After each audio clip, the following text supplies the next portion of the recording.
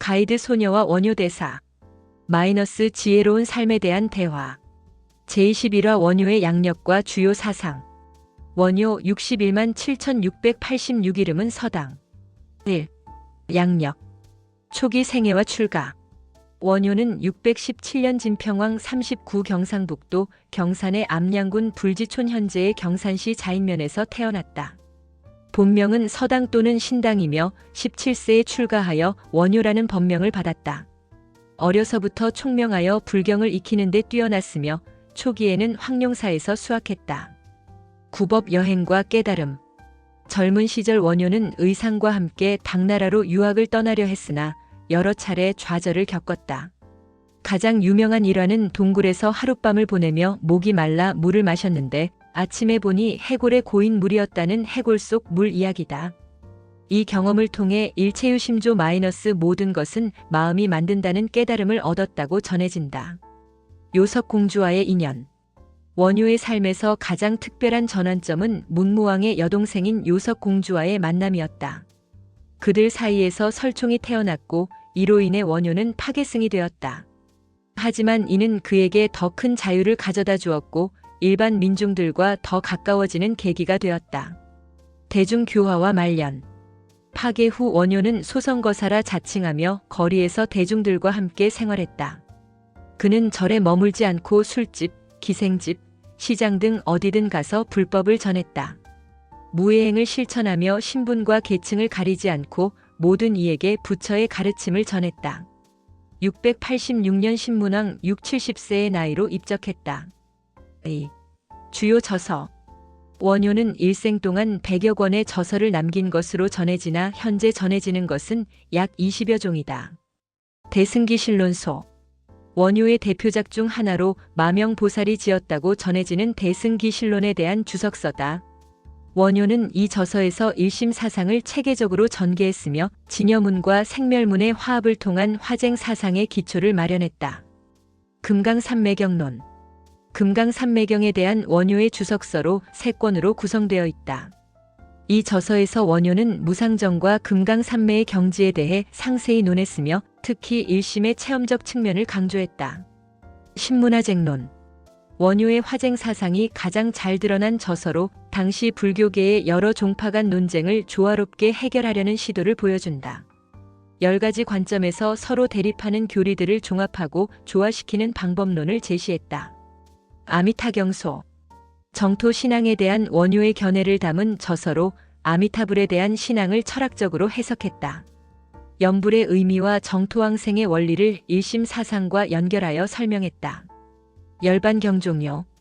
대반열반경의 핵심 사상을 정리한 저서로 불성론과 열애장 사상에 대한 원효의 독창적 해석을 담고 있다.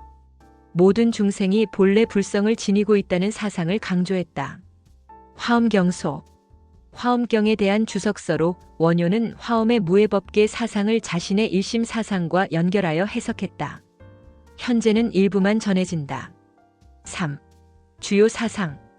일심 사상. 원효 사상의 핵심은 일심이다. 모든 존재와 현상은 하나의 마음에서 나온다는 것으로 이는 일체유심조로 표현된다. 진여와 생멸, 절대와 상대, 이상과 현실이 모두 하나의 마음 안에서 통합된다고 보았다. 진여문과 생멸문의 통합. 원효는 절대 불변의 진여와 변화하는 현실 세계인 생멸이 대립하는 것이 아니라 하나의 마음일심의 두 측면이라고 보았다. 진여는 마음의 본질적 측면이고 생멸은 마음의 현상적 측면이라는 것이다. 화쟁 사상. 화쟁은 다툼을 화해시킨다는 의미로 원효의 독창적인 사상이다. 서로 대립하고 논쟁하는 여러 교리와 종파들을 종합하고 조화시키려는 시도였다. 원효는 당시 불교계의 다양한 종파들, 법상종, 삼론종, 화엄종, 천태종 등의 사이의 교리 논쟁을 일심의 관점에서 조화시키려 했다. 각 종파의 가르침이 모두 진리의 일면을 보여주는 것이라 보고 이들을 통합적으로 이해하려 했다. 원흉무애.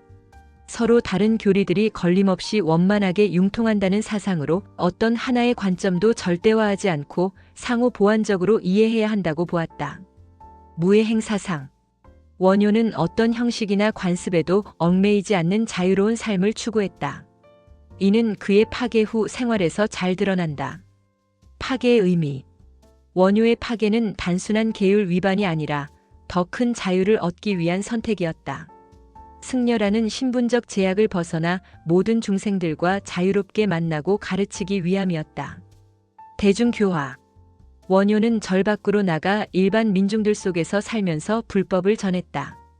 그는 나무아미타불을 쉬운 노래로 만들어 부르게 하는 등 대중이 쉽게 접할 수 있는 방법으로 불교를 전파했다. 무예가. 알랑달랑 놀아보세 알랑달랑 놀아보세. 중아중아 니 칼 내라 뱀 잡아 회치고 개구리 잡아 탕하고 찔레 꺾어 밥하고 니 한 그릇 내 한 그릇 평등하게 나눠 먹고 알랑달랑 놀아보세 알랑달랑 놀아보세. 경봉대선사의 풀이. 사람들아 사람들아 지혜의 칼을 내어라. 뱀은 사사라 우리 몸이 흙, 물, 불, 바람. 네 가지 기운으로 구성되어 있으니 이 네 가지가 마치 모진 뱀과 같이 우리 몸 가운데 어느 한 가지라도 부족하든지 많든지 하면 몸에 병이 나서 사람을 고생시키니 이것을 다스려서 회를 치고 개구리 모두가 깨닫는 이치 잡아 탕하고 찔레 진리로 밥을 해서 니 한 그릇 내 한 그릇 평등하게 나눠 먹고 알랑달랑 놀아보세. 정토사상. 원효는 아미타불에 대한 신앙을 철학적으로 깊이 있게 해석했다. 염불의 철학화. 단순한 염불을 일심의 관점에서 해석하여 염불하는 마음 자체가 곧 아미타불이라고 보았다. 시심즉불 이 마음이 곧 부처라는 가르침을 강조했다. 정토의 현실화. 극락정토를 죽은 후에 가는 곳이 아니라 마음이 청정해진 현재 이 자리가 곧 정토라고 보았다. 이는 그의 일심 사상과 직결된다. 불성론과 열애장 사상. 모든 중생이 본래 불성을 지니고 있다는 열애장 사상을 강조했다. 본각사상. 모든 중생은 본래 깨달은 존재 본각이며 수행은 이미 있는 불성을 드러내는 과정이라고 보았다. 이는 시각을 통해 본각을 깨닫는 것이다. 실천적 자비. 원효의 철학은 단순한 이론에 그치지 않고 실천적 자비로 구현되었다. 자타불이. 자기와 타인이 둘이 아니라는 깨달음을 바탕으로 모든 중생의 고통을 자신의 고통으로 여기고 구원하려 했다. 무차별적 사랑. 신분, 계층, 성별을 가리지 않고 모든 존재에게 자비를 베풀었다. 이는 그의 일심 사상에서 자연스럽게 도출되는 실천이었다. 4. 역사적 의의. 원효는 한국 불교 사상사에서 독보적인 위치를 차지한다. 그의 일심 사상과 화쟁 사상은 이후 한국 불교의 특징인 종합적, 통합적 성격의 기초가 되었다. 또한 엄격한 종파적 구분을 넘어서 실천적 자비를 강조한 그의 정신은 현대에도 큰 의미를 지닌다. 특히 그의 대중교화 정신은 불교의 생활화, 대중화에 크게 기여했으며 종교 간 대화와 화합의 모범을 보여주었다는 점에서 현대적 의의가 크다.